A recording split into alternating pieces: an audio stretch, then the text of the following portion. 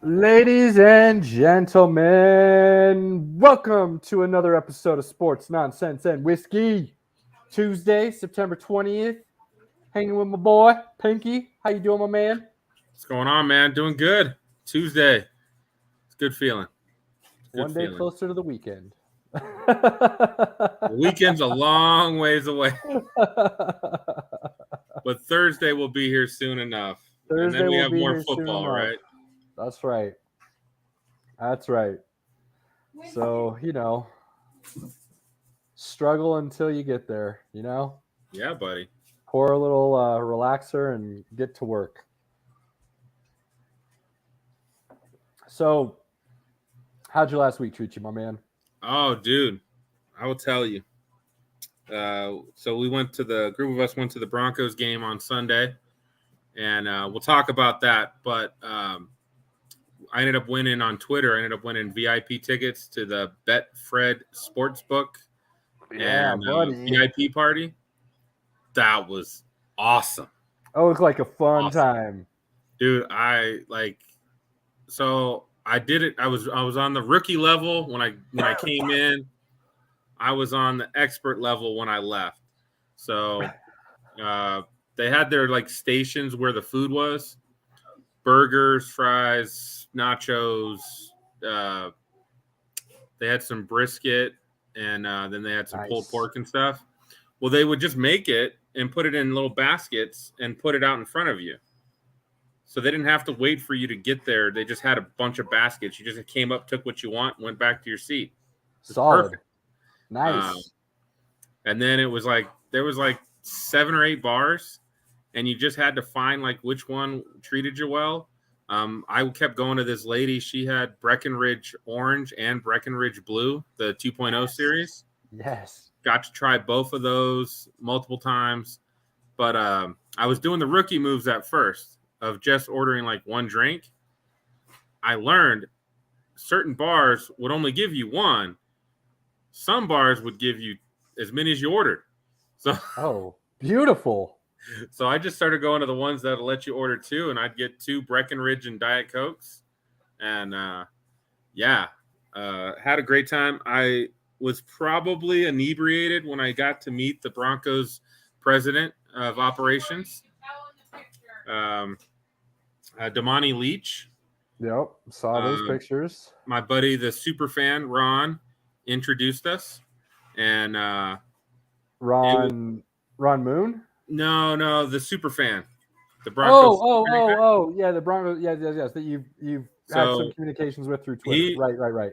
he had met Damani Leach last week in Seattle.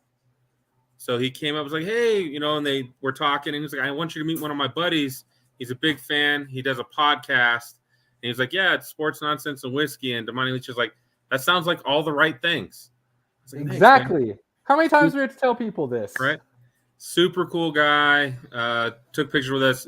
You could tell he wasn't quite sure because I'm drunk in the picture, and Sure. but he was a good sport. Damani was, and seemed like a really cool guy.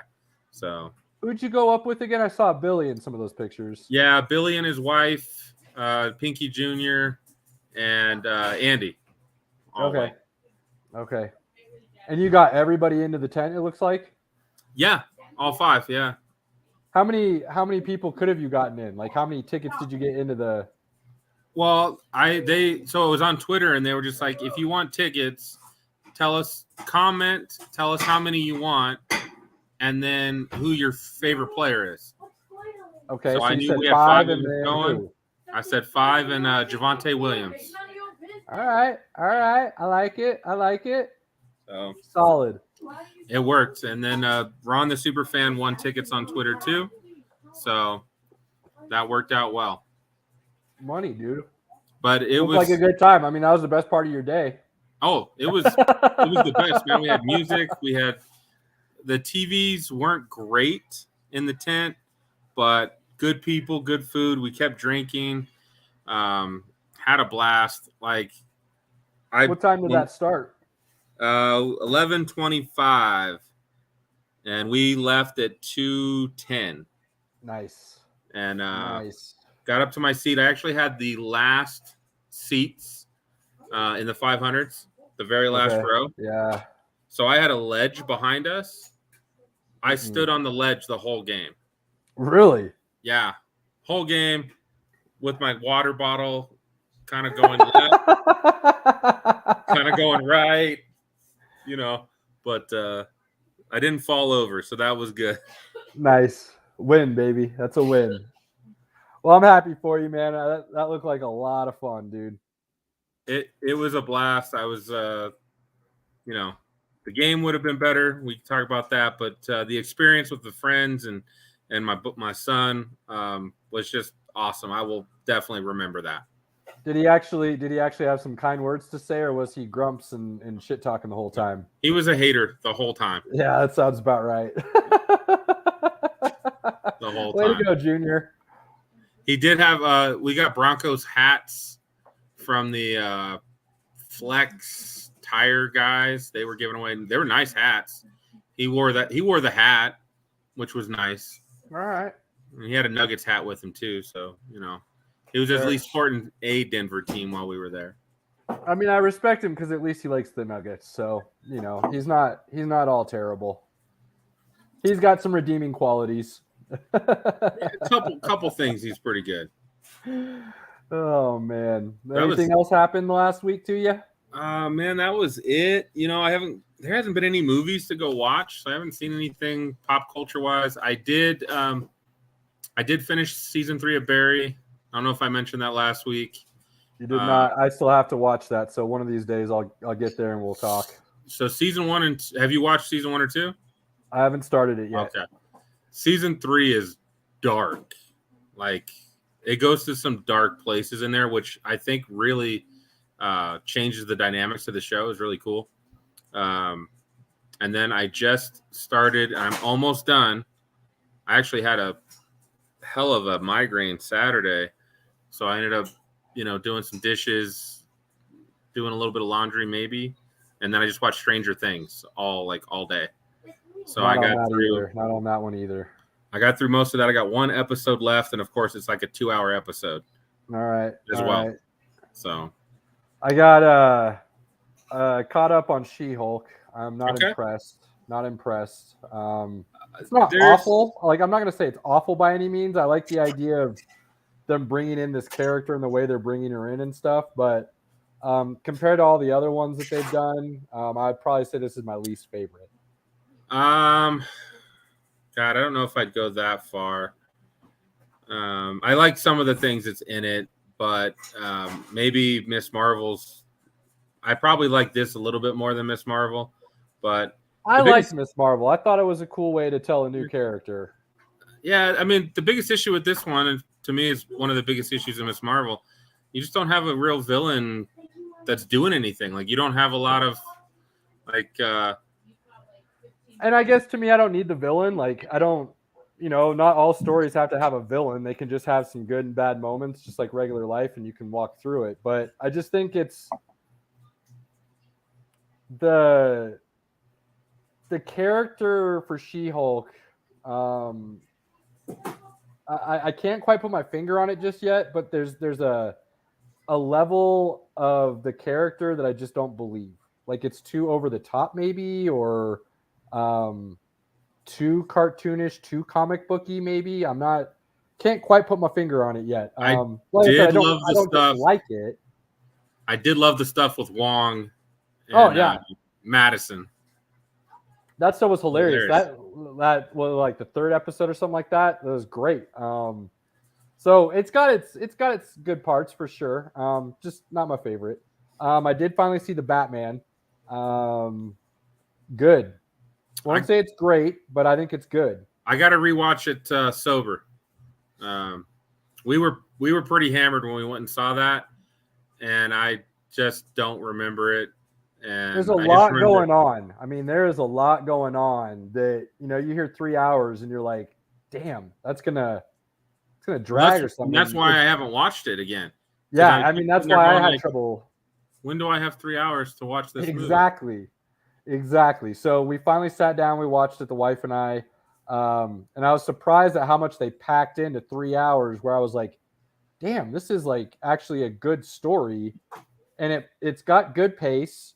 So if they turn this into a trilogy or part of a universe or something, I would like to see where it goes. I also like that it wasn't a true origin. They kind of picked up kind of almost in the middle and then kind of let him tell his thing. So I enjoyed that part too. Yeah, well, I think that origin's been told like too many times that we just don't need that anymore. Yeah, it's just not the way to go with a new version of Batman.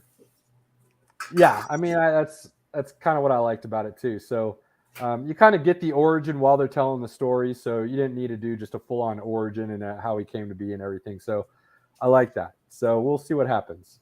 Yeah, I got to get that on the list to watch that, but I still want to watch Jurassic Park. I still have to see that one. Jurassic Park is on the list. There's like 2 or 3 other ones, I think. The new Matrix, just because, I heard it wasn't good, but I still need to see it because it's part of the Matrix.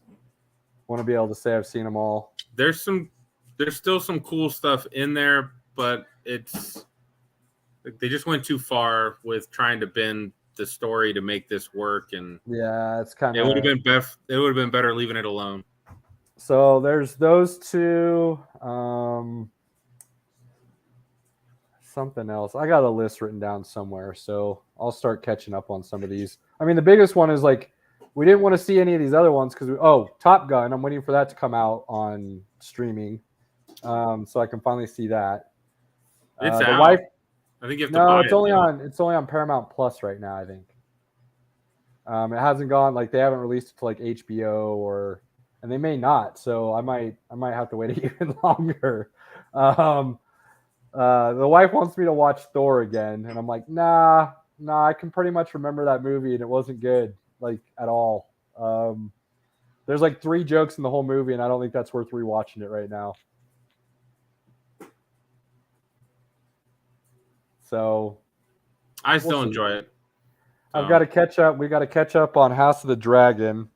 We're a couple episodes behind on that. We're not starting it till it's done. Yeah. I'm not going to touch that or the Lord of the Rings until I can binge them. Lord of the Rings, we're waiting to binge. But the plan was to watch, it's like our little way of spending some time together and sit down and watch something Sunday night and hang out and relax. And something hit the fan a couple weeks ago back and we missed it. And then we're like, well, shit, we can't. Now we're just going to kind of wait and then binge a couple in a row and go from there. So, other than that, the wife was trying to figure out what day we're going to be able to start watching stuff. She goes, so what day can we sit down and start watching some of these? And I'm like, pick a day. She's like, well, it's not going to be Sunday. I was like, true. She's like, and Monday night's out. I was like, yeah, that's true. I was like, what about Tuesday? She's like, no, Tuesdays don't work because you're doing a podcast. I was like, right, that's true. She's like, and we can't do Thursday or Saturday. I was like, well, Saturday's hit or miss. But yeah, you're right. Thursday's out too. So so we'll see what happens here. We'll see what happens. Yeah, that's why if they stack up over football season, right after football season, you got a whole lot to watch. That's true. And then the new what is it? Andor for Star Wars that comes out here in a couple weeks, I think. I still haven't finished Obi-Wan. I think I've only watched 2 episodes of Obi-Wan. Obi was good. I liked Obi. So you should finish that. But Andor I think is going to be cool because it's, they're going to be telling a story, but it's not a Jedi. And I love that idea. Rogue One was good. Rogue One was a good damn movie. Rogue One's the second best. I still like Empire. Still my favorite. I mean, Empire is Empire. I mean, you can't Rogue One's my second favorite. I think Rogue One is almost a perfect movie. It's really good. But the original 3 and then the prequels, I'm a big fan of all 6 of those. These last 3 were trash, and I've said that many times. So I think they need to just delete those and redo all of them. And they can just start now because, they can't really because Carrie Fisher's gone. So that kind of ruins that chance, unfortunately. Mark Hamill probably doesn't want to come back either after these last 3 were so awful. So Who knows? I wish they'd go tell the Old Republic story. I think that's what I really want to see. If they would make him a badass, he would come back. We'll see. But yeah, Andor's coming out, so there's some good stuff coming out right now. Good stuff. So plenty of viewing material in between football. Too much to add to the list, my friend. Yeah. My Saturdays are pretty much open these days. I'm not really watching anything on Saturdays anymore. I don't blame you there. I'm paying attention. I'll probably still end up catching some stuff here and there, but I'm not that guy cashed that $1 million on Saturday. He cashed it for $650 or something like that. Did he cash out? He tried to cash out and they wouldn't let him. I went back. There was a big Twitter feed. He was all over Twitter talking about it and going off on how they weren't letting him cash out. And then everybody's like, damn, they're about to have a lawsuit on their hands if he loses. And then he won, but he had cashed out like right before the final one came in or something like that. He didn't wait for the final game to end or something. So yeah, he cashed out like $650 or something like that instead of letting it ride.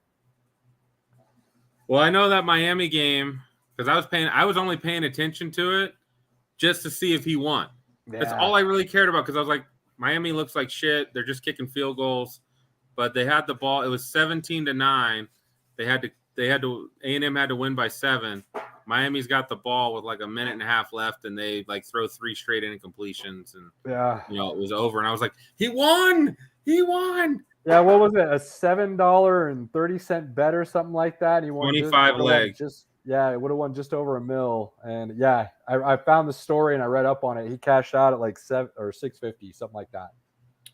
Still made a real nice chunk of change off of $750. Yeah, for me, I have no beef with that. Like, because $650 in your pocket, versus the chance of something weird happening and you lose everything.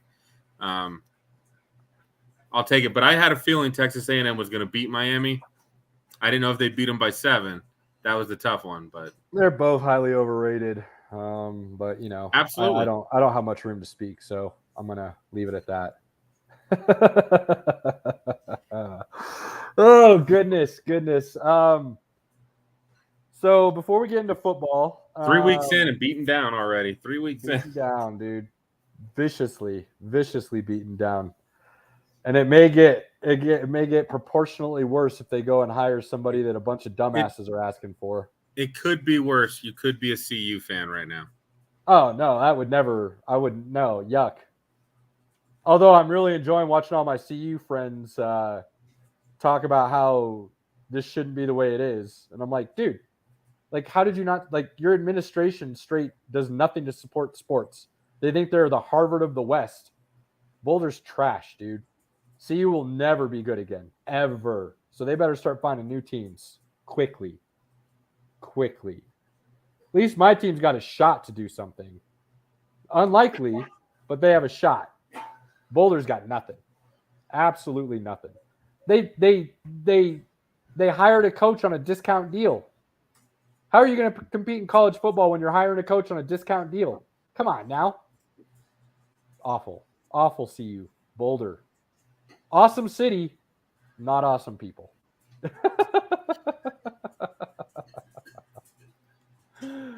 Oh, goodness. Cheers to Boulder being not awesome. Although I will say, Folsom Field, badass venue, dude. Folsom Field is a cool venue to see a game. I will give them that. I haven't gone to a game there since Rashawn Salam went for 2000. 1986. I've been to a few games there. Wearing all red. And some went well and others did not. I guess going into some sports here, buddy. We'll get to the NFL here in just a moment. Hey, go I got ahead. one. Yeah, hit me. Our boy Nate McKinnon got paid. Setting a new market for hockey. Which I know they're going to have that ESPN money coming in now. Those salaries are going to start jumping a little Connor bit. McDavid was like, "Thank you, Nate. I appreciate you, buddy." Yeah, he was. There's a few guys who said thank you. And I actually think he might have given the Avs a bit of a hometown discount. He probably gave him a little bit, because I think he sees the bigger picture, and they could have a serious dynasty on their hands here for the next 10 years or so. So that's going to be interesting to see what the Avs can do over the long haul here. But yeah, he got paid, and that's nice to see that they got that deal done. And again, as a fan, it's just good to have that out of the way. Don't got to worry about it. It's not a story anymore. And, we just get ready for hockey, baby. Damn right. And that starts here in a week. So that's going to be nice. So yeah, hockey's here coming up in a week. Preseason will get going.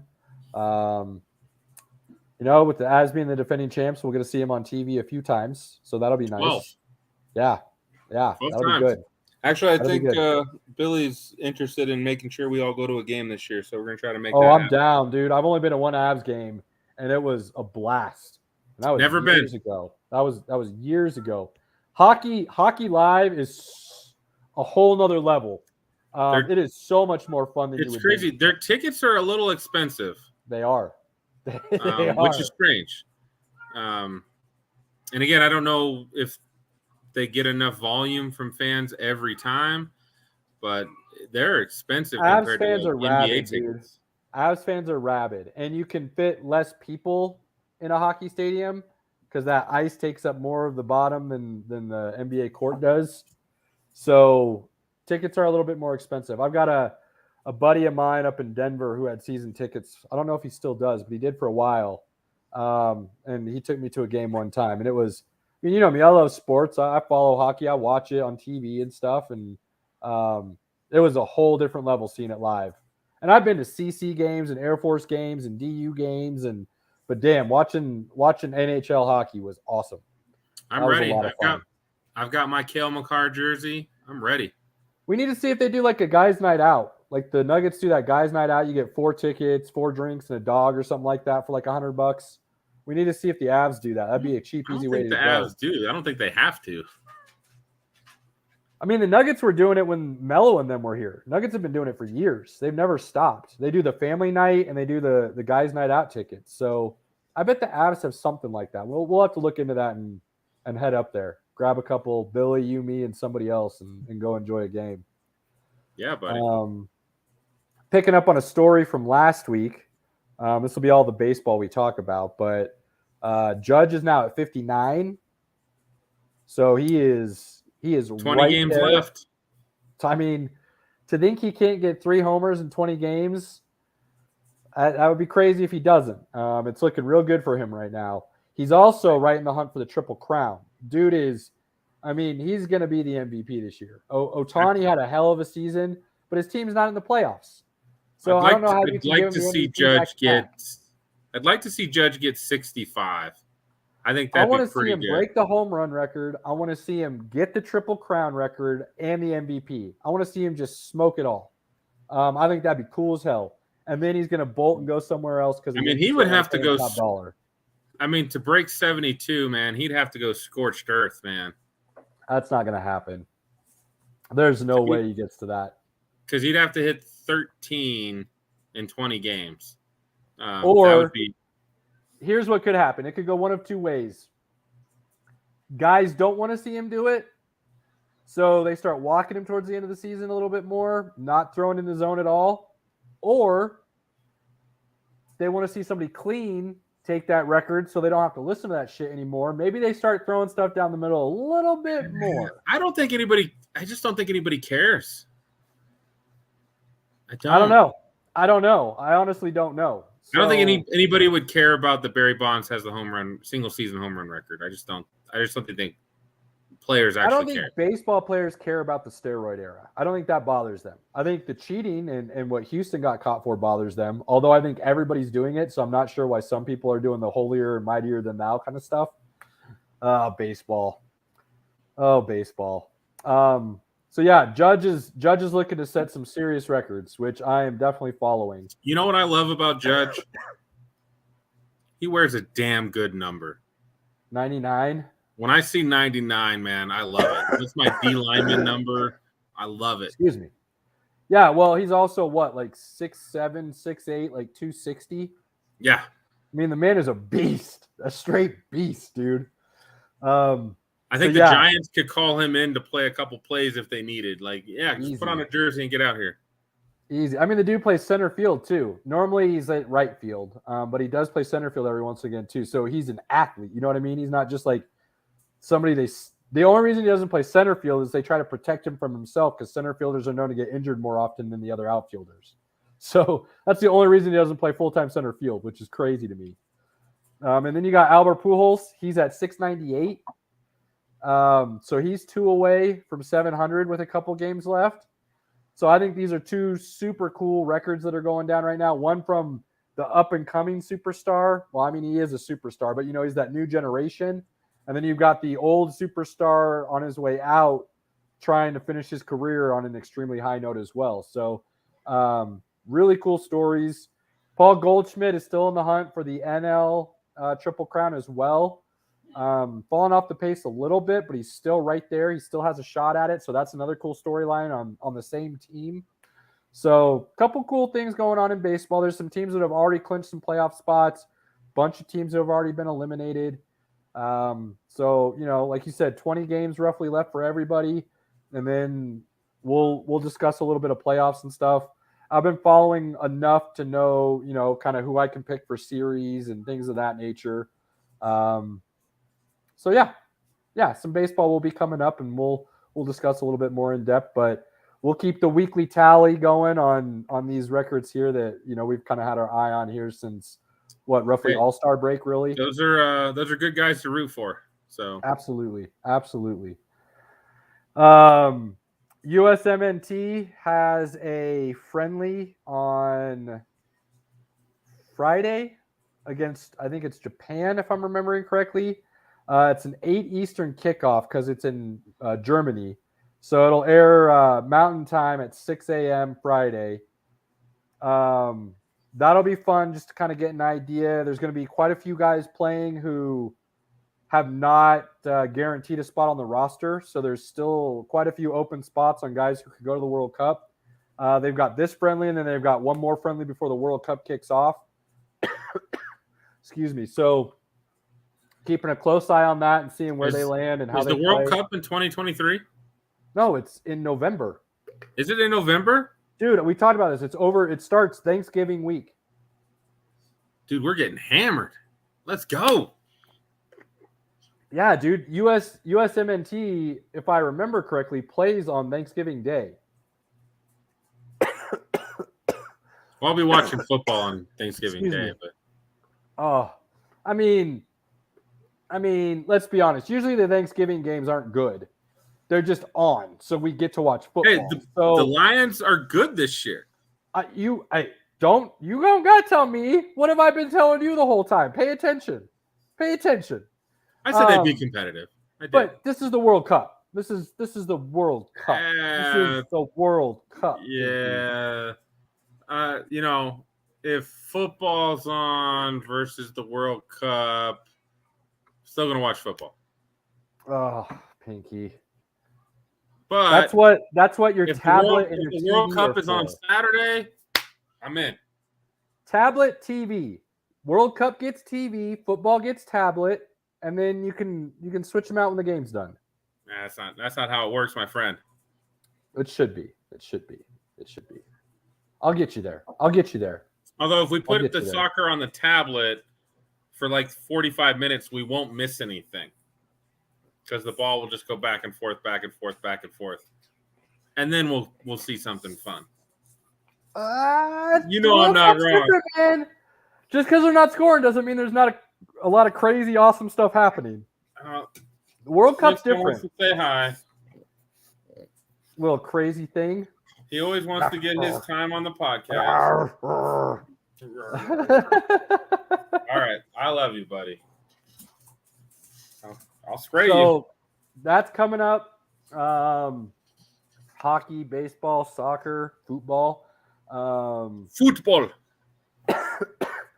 Not really any basketball news to talk about yet. That'll start coming up here soon. So I think we're good. I think we can do a minimal recap, if you will, and then we can jump into what we're looking for next week. And Caleb's curse is alive and well when it comes to fantasy. Alive and well. Yeah. So that's always fun to keep an eye on. That is true. All right. Quick rundown. I apologize, Lance. I apologize. Let's see. Giants beat the Panthers. I think we all picked the Giants, so that was good.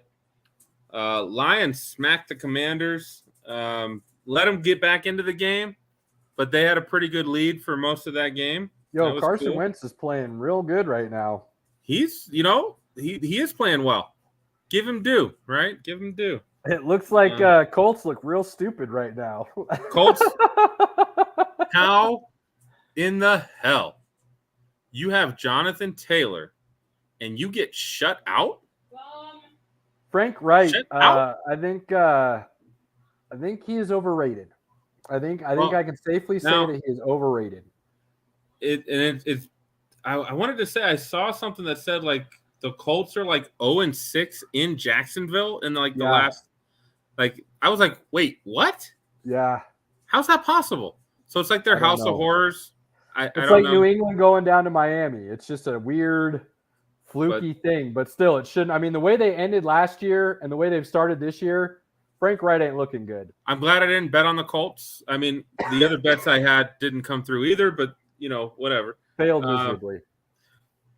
49ers smacked the Seahawks. The big thing about that, Trey Lance out for the year. Poor bot. Oh, man. And I think their current team got better getting Jimmy G in there. Their long-term aspects got worse because Trey Lance isn't getting that experience and that time. It's going to be interesting to see what happens come next year because I heard he didn't just fracture his ankle. He broke his tibia as well. So he had surgery on both.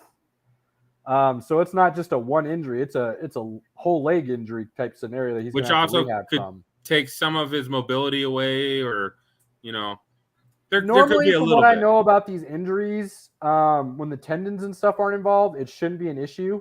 It's a hell of a recovery, though. It's a hell of a recovery.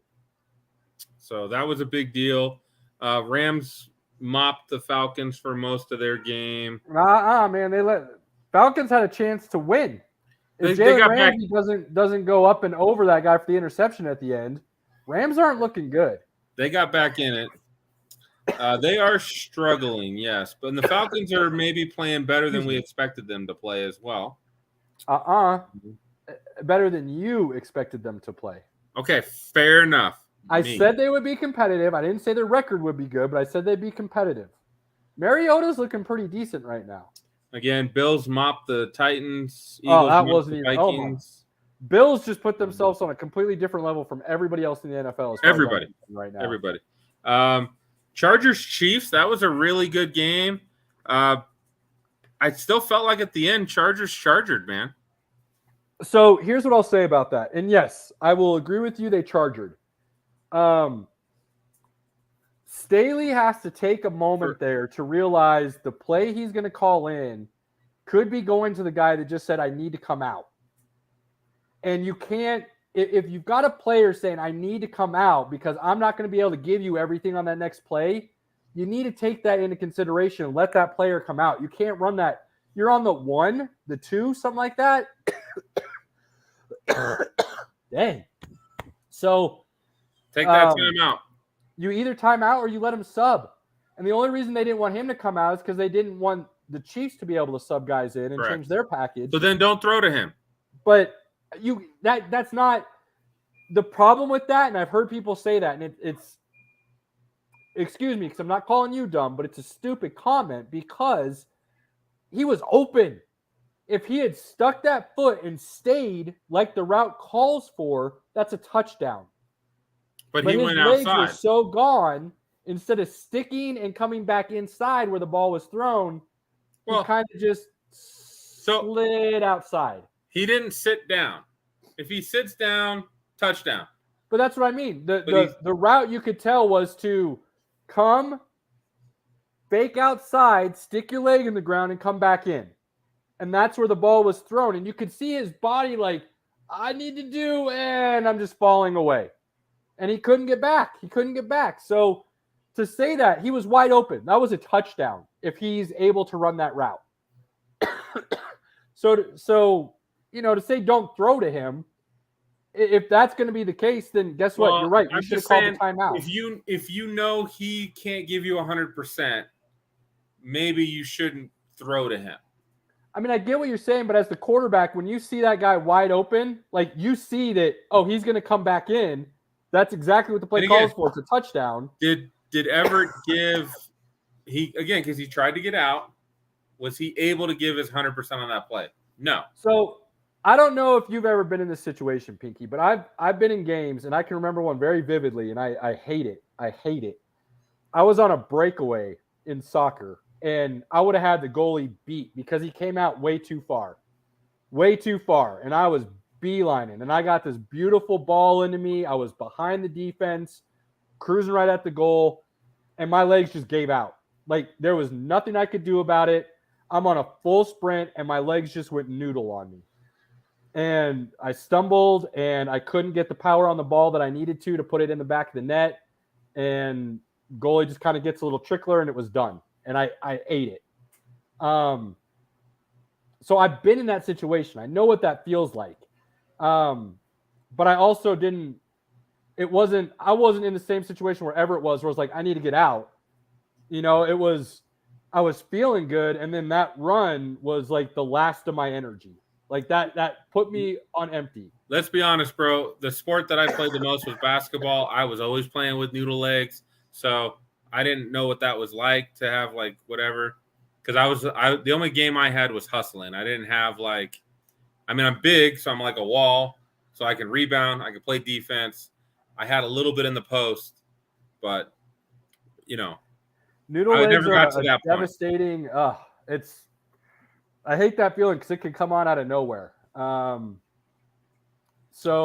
I can understand what Everett was trying to do, and I think that's more on the coaches for not allowing. If he's telling you I don't got my legs, then let him sub. Like, take that. You're on the 2, first and goal. Like, don't push that situation.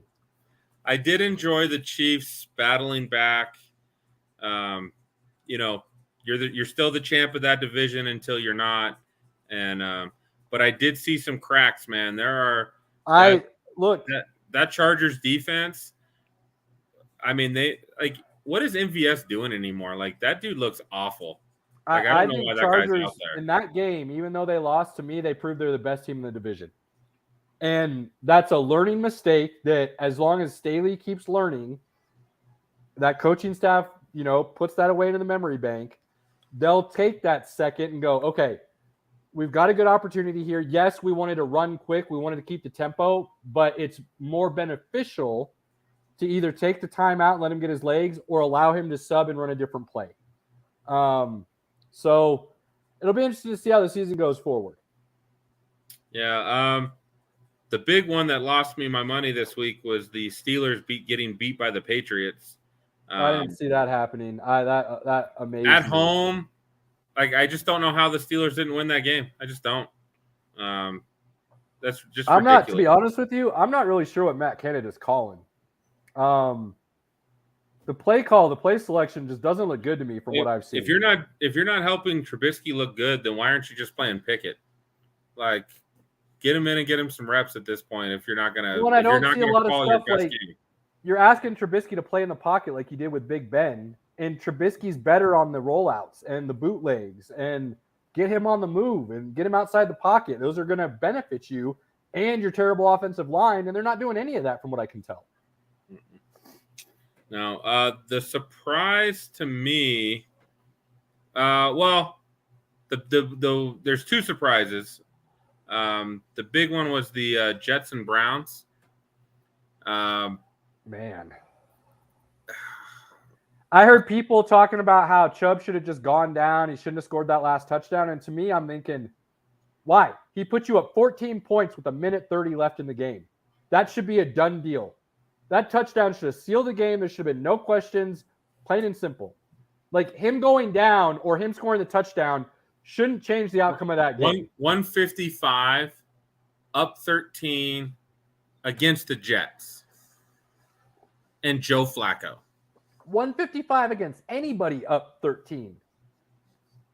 You should. I don't like those odds against the Chiefs or the Chiefs last year or the Bills. They didn't have any timeouts. Yeah, I don't know. And I know Chubb's like, maybe I should have ran out of bounds or whatever. And I'm just like, no, score the touchdown. Score the touchdown. I get it. Had he gone down, they could have ran out the clock, blah, blah, blah, blah, blah, game over. But, they just, wow. It was a big shocker to me when we were in the stadium. More props to Joe Flacco and Garrett Wilson, though. Like, how'd that happen? Bucs Saints, I thought Tampa would win. It's definitely a tough game. I guess, I didn't see the fights or anything, but it looked like Are you seeing the chinks in the armor yet for Tampa? Are you starting to be a little concerned about having them as the best NFC team? I still think they're in the conversation. I mean, they don't play well in New Orleans, and they won that game. I mean, they've consistently, since Brady got there, they've not played in New Orleans. They came out and won that game, and Mike Evans didn't play half of it. So Chris Godwin was out. Like they played better without Mike Evans, though. So they had a lot of stuff going against them, and they still won the game. That says something. I mean, it doesn't help when the opposing quarterback has 4 fractures in his back and can barely walk. Right. I also think their defense is better this year than it has been in previous seasons. Oh, I fully disagree with that. I think their defense is playing well. I disagree. They haven't even played anybody that's going to test that defense yet. Not yet. But I think not having Sue on that defensive line is going to be a huge issue for them when they start playing good teams. I think that'll add up, but Sue's still out there. They could call him up anytime. I mean, they just called Cole Beasley. They got him on board. Tom Brady's prototypical wide receiver. Right. All right. Big surprise of the weekend. I have no idea how this happened. Cowboys beat the Bengals. Bengals are fool's gold. I don't think there's any other way to say it. I think they got lucky. Timing worked to their favor. They got a couple bounces of that crazy oblong ball, and they made it to the Super Bowl. I'm just shocked, man. They put so much money in that offensive line that I was like, oh, yeah, that offensive line is going to be good. It's worse than last year. Yeah, it's terrible. 13 sacks in 2 games. They're on pace for 111. 13 sacks in 2 games. The rest of the AFC North combined has 8. Think about that. Joey B cannot operate on his back. So, good for Cooper Rush. Micah Parsons got 2 more sacks. He is definitely getting up on that Defensive Player of the Year board. Yeah, and the Cowboys look like they could actually save their playoff hopes. And if they get to the playoff, you get to the dance, anything can happen, man. So you got to get to the dance. See how that goes. Then we had the best game, Cardinals Raiders. I definitely love it. Seriously, what the? How? I don't know how, because I don't know how, because that game wasn't on, but I was happy when I saw it. Dude, I literally turned the channel because I thought it was done. And then all of a sudden I see this highlight, highlight come up. They're like, it's going to overtime. I was like, wait, how? And then 30 seconds later, Raiders win in overtime. Cardinals win in overtime. I don't understand how Devontae Adams has 10 catches last week and 2 this week. Nothing about that makes sense. I think we're going to start finding out Josh McDaniels may not be a good head coach. I'd be okay with that. It's only week 2. Let's not get too crazy, but that was ugly. That was ugly for the Raiders. That I'll tell you this right now. That and the game we'll be talking about here in a moment, I've already decided the AFC North has already busted on its hype, and it will not be considered one of the best divisions in football history. That's already out the window. Oh yeah, for sure.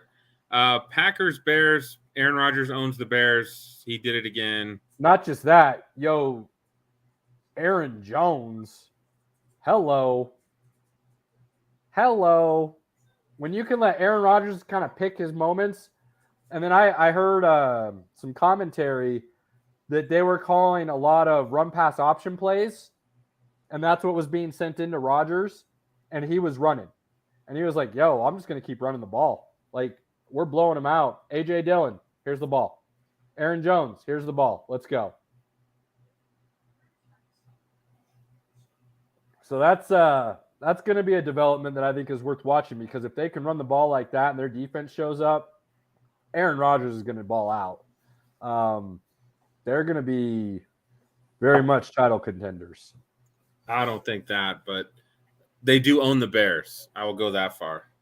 They do own the Bears. They're going to be title contenders. I don't. I'm already off. I'll say it right now. I'm off Aaron Rodgers three-peating his MVP. Josh Allen already locked that shit up in the first 2 weeks. I don't know how anybody can take it away from him at this point. Hey, don't forget he's in the running right now. Jalen Hurts. I will say Jalen Hurts has played well. If you put your list up right now, I think Hurts is on the list. Oh, I think he's probably 2 or 3 for sure. Now I still think Rodgers can put his name out there by the end of the season, because when you throw 35 touchdowns and 3 interceptions and 4,000 yards, you're going to be considered. But Josh Allen, I don't see how he loses the MVP at this point.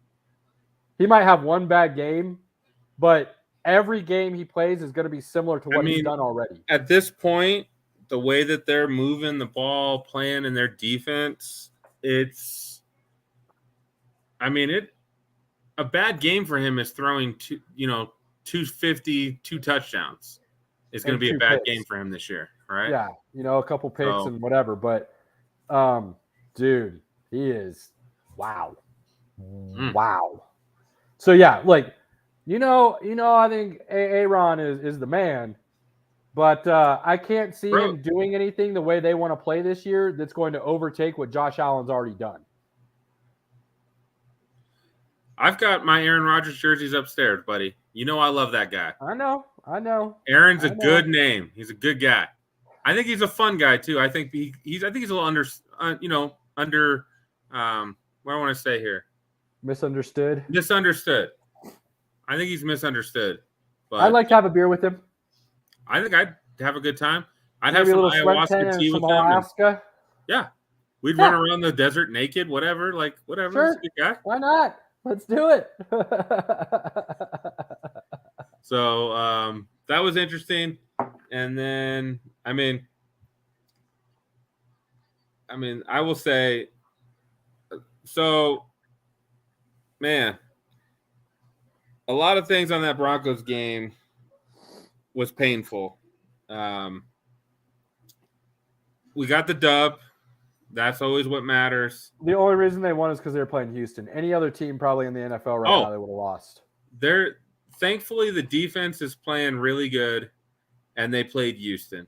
Because, any other team, they boat race us in that game.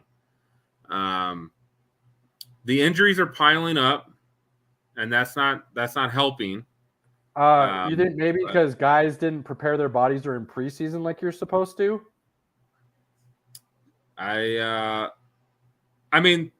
But multiple teams didn't play. The Packers didn't play. The Rams didn't play. No, they didn't play their quarterbacks. There's a difference.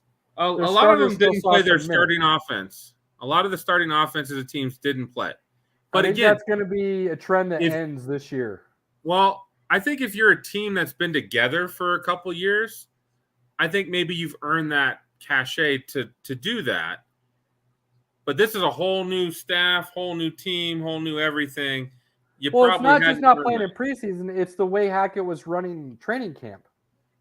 He was running training camp light. No pads almost the whole time, and less contact drills and this and that. He was protected against injury. And again, I watched them scrimmage the Cowboys. They looked fantastic against the Cowboys. So again, to come out these first 2 weeks and look like garbage has been just really crazy. Now, again, 2 running backs have not fumbled at the 1 yard line since 1987. If that doesn't happen, we're 2-0 right now. still not feeling great Coach about shouldn't it. have made the play calls that he did to put his players in that situation. Again, there's that at fault too. So he is definitely at fault. He's the head coach. He's got to own it. He has, in his press conferences, owned it. They were backhanded compliments. They were apologies that he took away. Like, he didn't actually, what he said has not been genuine. What he said this week was pretty good. And again, we booed the team. The worst part was the crowd actually counting down the play clock. I can't.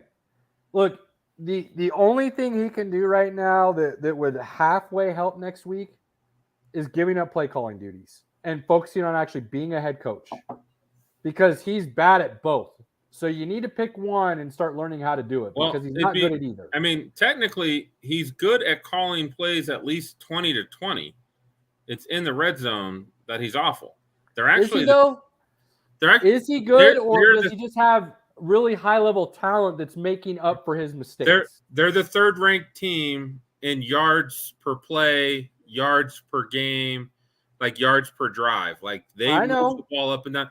Now, again, they're playing the Texans and the Seahawks, so those numbers are skewed a little bit.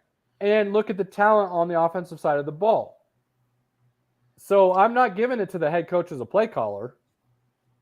And honestly, to me,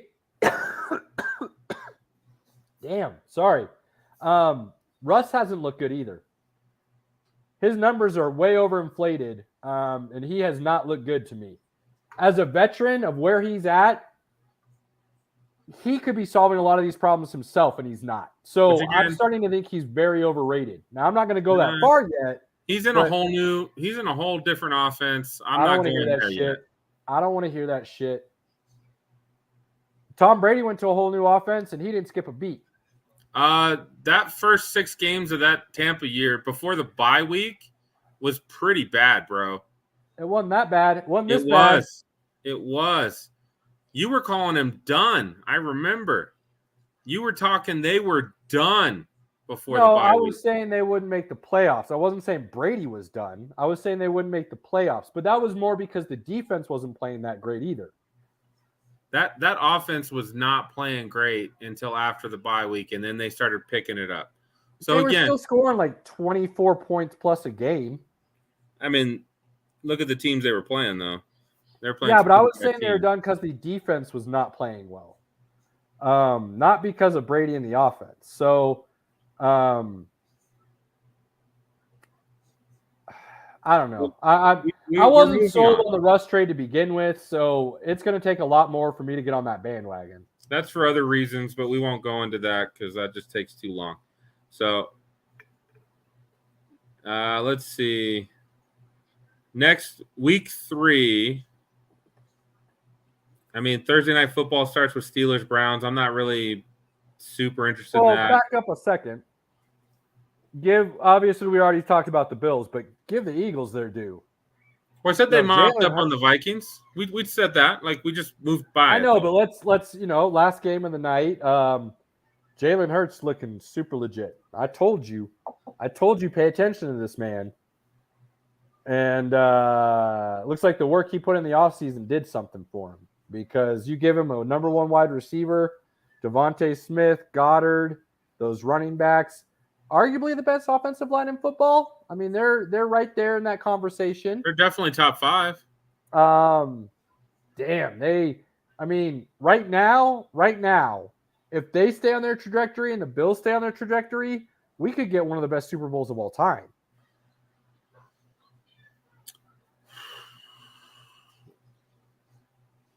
Man, I think they would 2 really good defenses, 2 really good offenses. I think the Eagles would struggle when they can't run the ball efficiently to make those run pass option plays matter. The Bills aren't great at the run defense. Bills are not a great run defense. Who have they played that's a run team? Now you're making me think about Tennessee's offensive line is kind of trash, so they haven't looked good. Derrick Henry hasn't looked good. Derrick Henry hasn't looked good. They played the Rams, too, so far.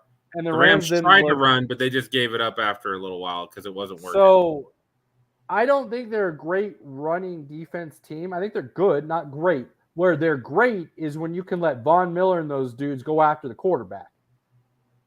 That's when they're great, and you let that secondary kind of match up. And the Eagles are kind of the same way, honestly. I think they're very similar teams. I would still say the Bills' offense is better and the Bills' defense is better overall. But I'm not going to disagree with you on that. I'm just saying I think the Eagles they would have a very legit puncher's chance in that game and make it a good game. Like last year's Super Bowl, I thought was trash. I didn't think it was a good Super Bowl at all. And that was supposed to be two great offenses going at it. Yeah, I mean, Eagles had the lead in the fourth quarter. The Rams came back and won. Like, it was still a decent game. Yeah, still a decent game. Nah, all right. It wasn't a good game. Week 3.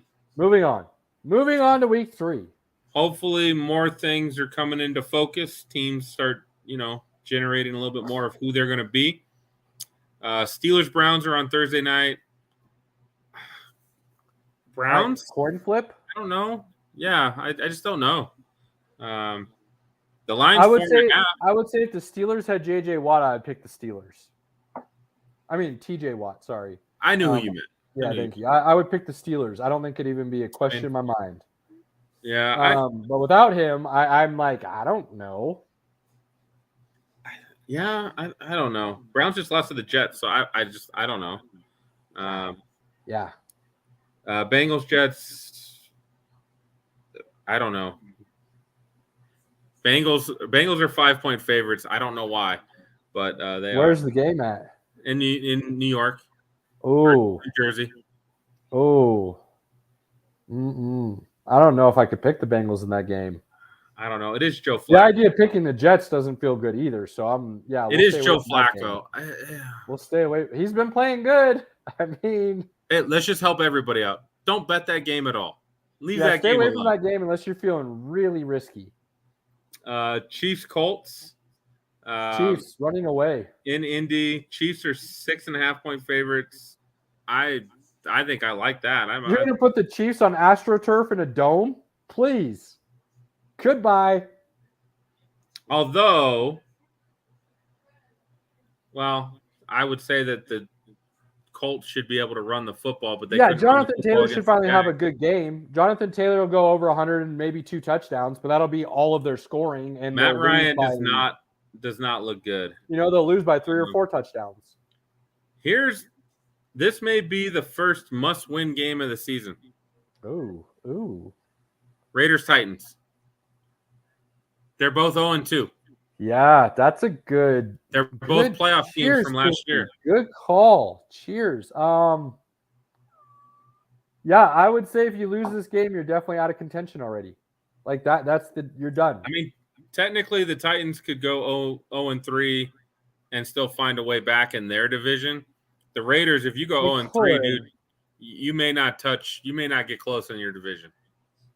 And let's be honest, this could be finally Derrick Henry breakout. Because the Raiders can run the football. Nobody. Yeah. You can run the football on the Raiders. Oh my. Oh, bummer. So Raiders are favored by 2. Yeah, that sounds about right. Ravens, Patriots. Ravens going away. I think they took their foot off the gas a little bit last week, and it allowed Miami to come back. Now, props to Miami. They're gaining confidence and they're finding their rhythm, and they're going to be. That's the game I think I skipped over on accident.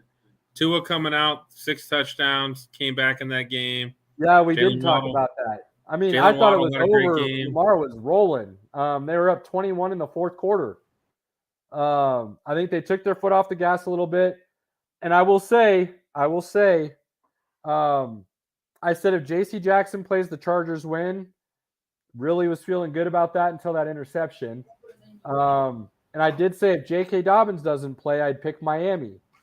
And part of the reason for that, my thought process was, if the Ravens get up big and they go to run the game and try to run some clock out, they don't have anybody that can do that. And that proved true. They loaded the box. They didn't let Lamar get by him anymore. None of those other running backs can do anything. And Miami found a way back in it. Now, there was some blown defensive coverages as well.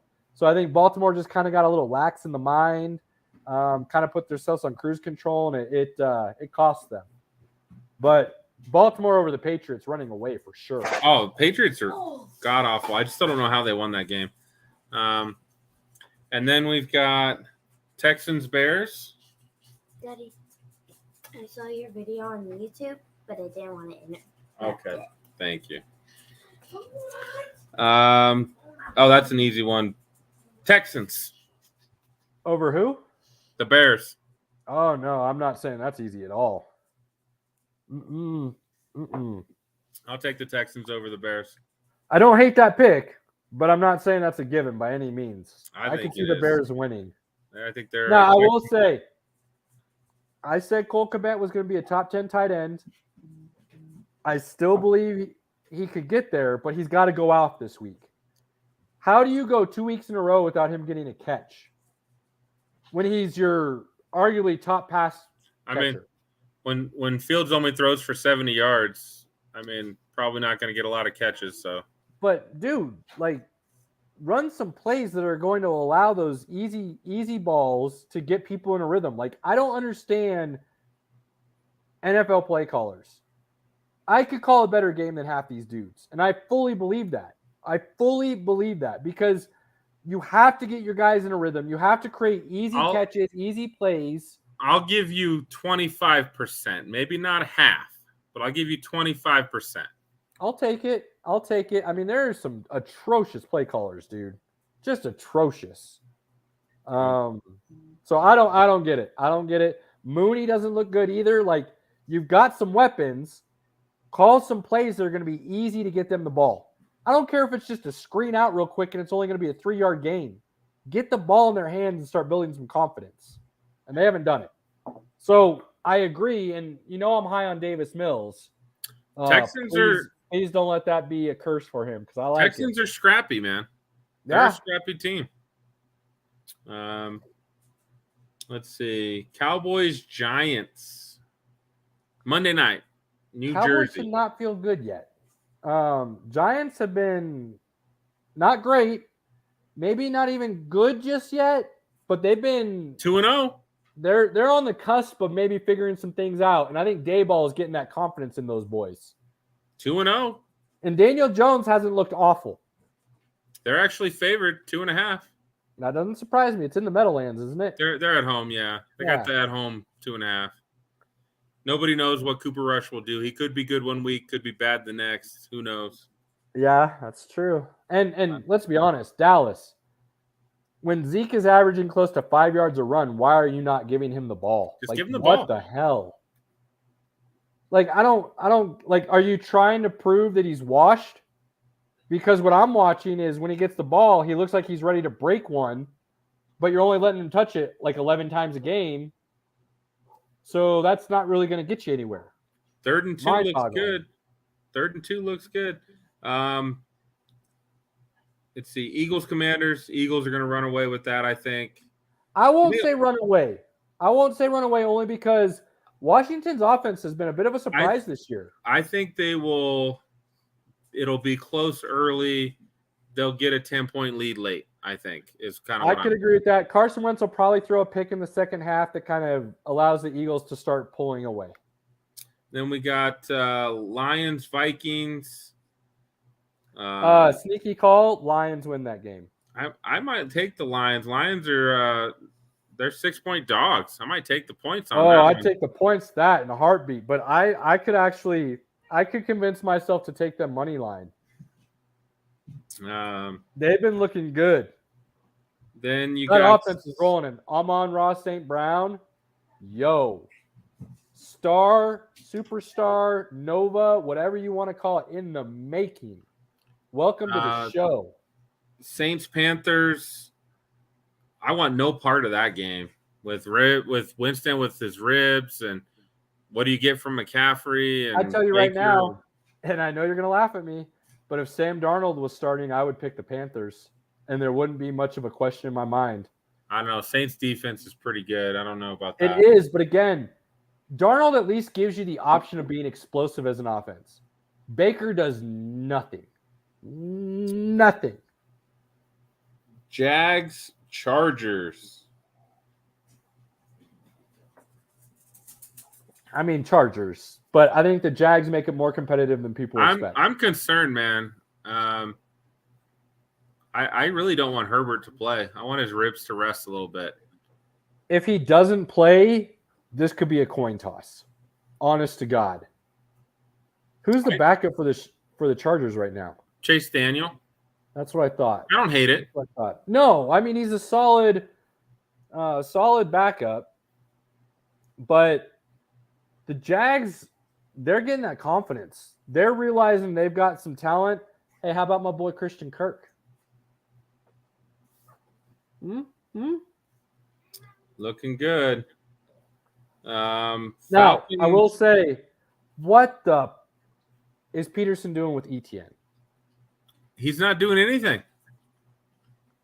I know. The dude was averaging like 11 yards a carry.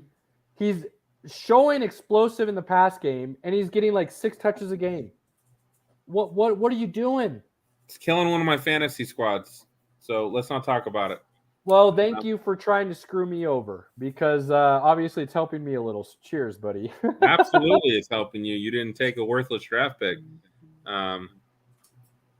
Falcons, Seahawks. Falcons. Cheers. Seahawks are 2-point favorites. Falcons. Take the Falcons. Take the Falcons and the points because that's probably a better odds than just the straight money line. It might be. It might be. I would guess. I'd have to look, but. And then a decent game, or at least could be, Rams-Cardinals in Arizona. It shouldn't be a good game, but I don't think the Rams are what they were last year. Although, hey, guess what? Cooper Kupp finally realized there was somebody else that could get the ball, and Stafford actually threw to Allen Robinson last week. He did. Surprising. And Higbee. Shit. All right. The last 3 games, we always leave the Broncos to the last. Always. Packers, Bucks in Tampa. I like the Packers in a semi blowout, 10+ points. I wouldn't take that at all. I'm Why? still going Bucks. Why? I still think the Bucks defense will shut down Aaron Rodgers. You're not going to have Chris Evans. Mike Evans. You're not going to have Chris Godwin. That offensive line of the Patriots is one of the worst in the Patriots. Of the Bucks is one of the worst in the league right now. The Packers D is top 5, and they can get after the quarterback. The Bucks are not good against the run, and Aaron Rodgers then sets up play action. Where are you thinking the Bucks are going to win this game? We'll see, man. I just got no faith in the Packers right now. I just don't. Bucks are 2-0, man. They are. They're 2-0. What happens when Aaron Rodgers loses the first game of the season? I mean, these aren't years past, my man. It's going to be the same outcome, buddy. Look, if he had Devontae Adams out there, I'd be like, yeah, Packers, no doubt. I've seen from them, he's realized he doesn't need him because he's got 2 of the best running. That is the best backfield in the NFL right now. They're definitely up there. I would still put Chubb and Hunt as the top ones, but I mean, I don't hate that, but man, Chubb and Hunt are the best 2 backs on a team.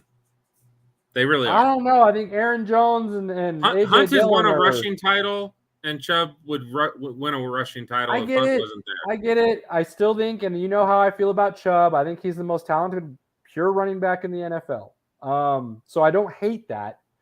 Just saying, right now, the way both of them are playing, it's Chubb and Hunt, my man. Packers 10+. I don't see that happen. Bills, Dolphins. 2-0, 2-0 in Miami. Here's what I see. And maybe this sounds crazy. I see a Bills blowout. Now, when they play again later in the season, I think I see a very competitive game. I see like a 35-24. I'm good with that. Like maybe they got up early, put it on them. Dolphins score a touchdown or two late to make it look respectable. But yeah. It wasn't a game for the most part. I'm good with that. We might be agreeing a little too much tonight. Oh boy. And then the 49ers and the Broncos play Sunday Night Football. If Trey Lance was still playing, I'd feel a lot better about this game. What'd you throw out in the group chat, Pinky?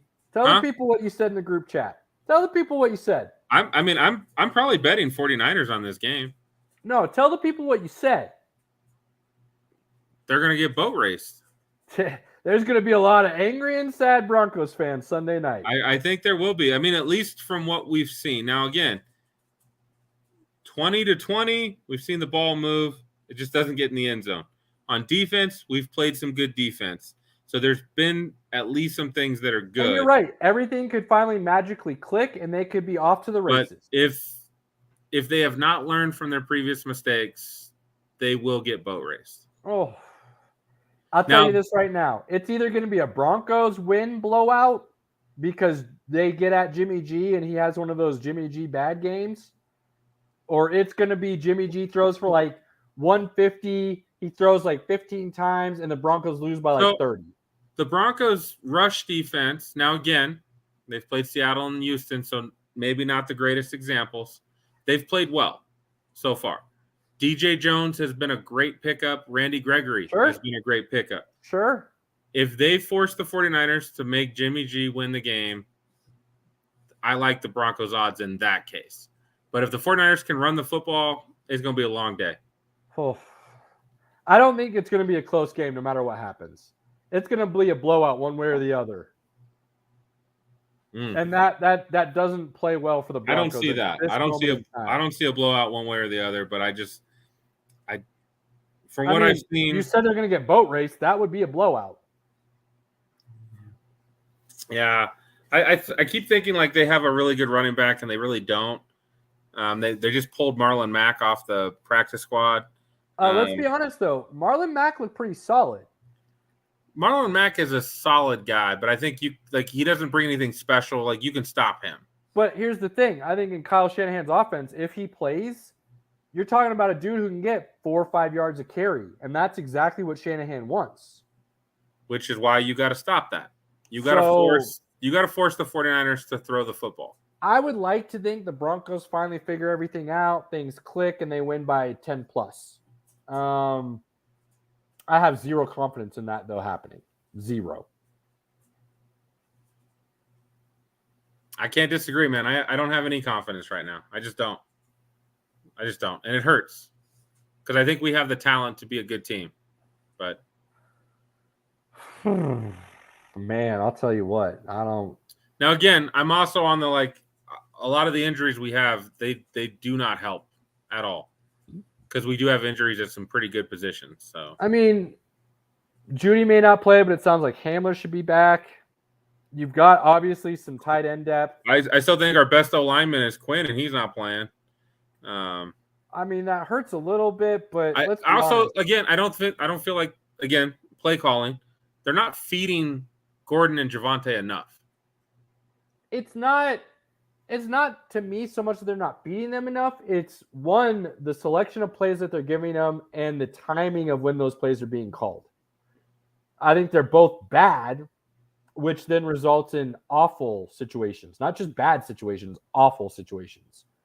The fact that Russ has converted as many 3rd and longs as he has this early in the season is a real bad sign. Real bad sign. Because when you start playing better teams, those things just don't happen. I will say it's nice to see Sutton playing well, and I think he's only going to improve as the season goes along. Judy was looking really good early on, finally. So if he can get back healthy, it sounds like the injury is more of a day-to-day thing. So probably only missing this week if he does miss the game.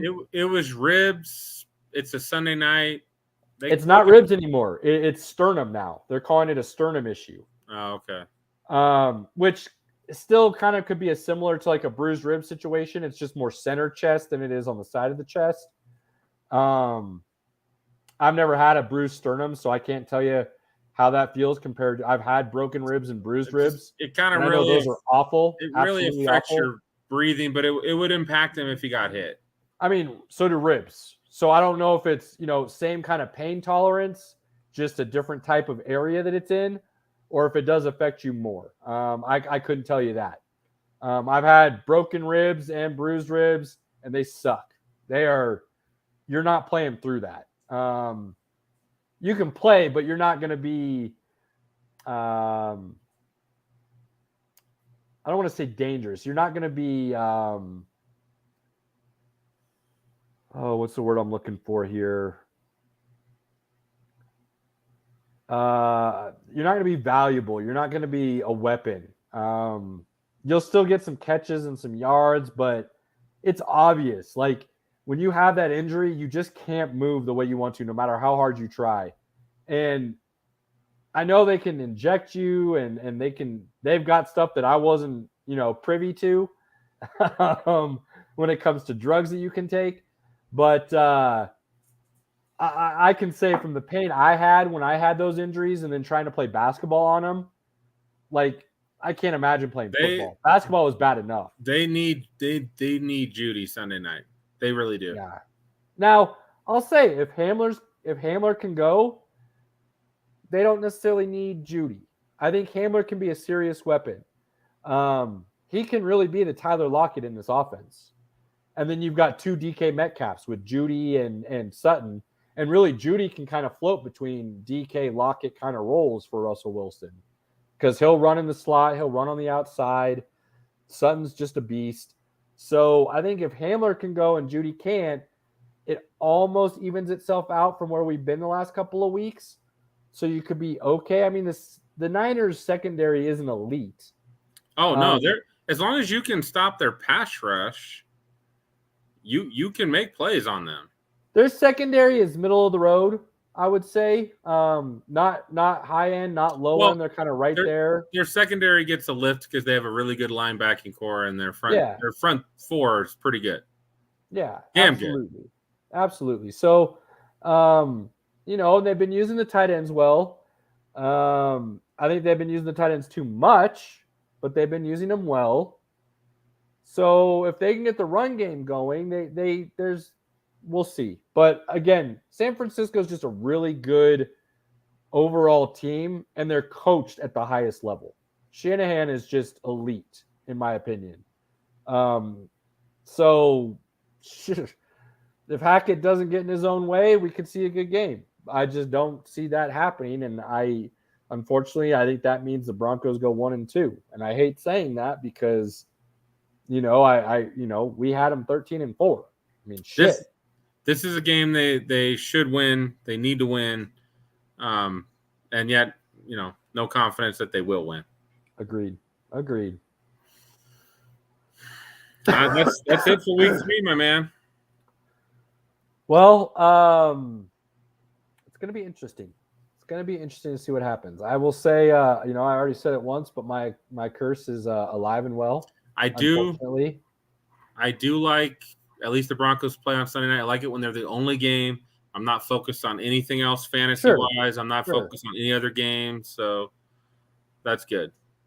For my fantasy team purposes, I will tell you that I hope Trey Lance is the only one that gets cursed this year. I hope I'm the only one he gets touched by. I mean, you like ETN, so he's cursed. ETN's not looking good right now, but it's only 2 games in. That could still change a little bit. I'm hoping Dobbins hasn't played yet, so. I said that. I said he could miss the first 4 weeks and still be a fantasy winner at the end of the season because he's going to be really good when he comes back. So that one, I'm not worried about that one yet. So we'll see. ETN is on the fence right now.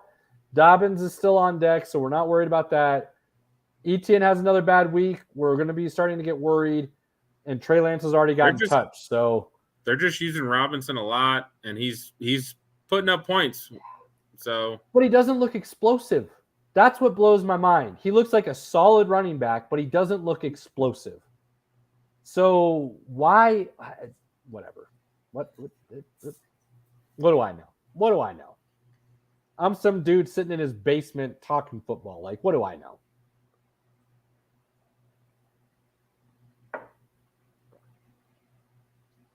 Final thoughts, sir? Final thoughts? Fuck, man. My fantasy teams suck. My Broncos suck right now. I'm in a dark place. Dude, cheers to that, because I'm ready to turn sleeper off.